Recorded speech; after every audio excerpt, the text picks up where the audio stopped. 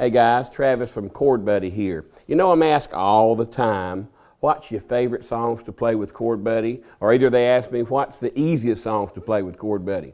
Well, actually, by chance, and good for you, one of my favorite songs to play happens to be a very easy one to play too.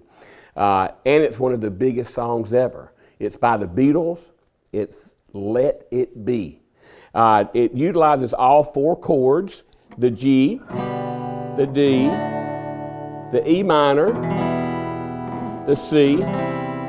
And so you'll know what I'm doing here. I'm going to do it with a real simple quarter strum, which would be the simplest one you do. And you're going to play 2 strums per chord.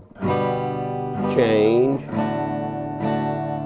So just 2 chords per, 2 strums per chord. Here we go. When I find myself in times of trouble, Mother Mary comes to me, singing words of wisdom. Let it be, let it be, let it be, let it be, let it be, oh, let it be.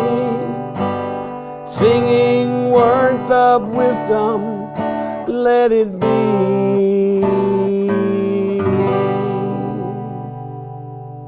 That's Let It Be by the Beatles.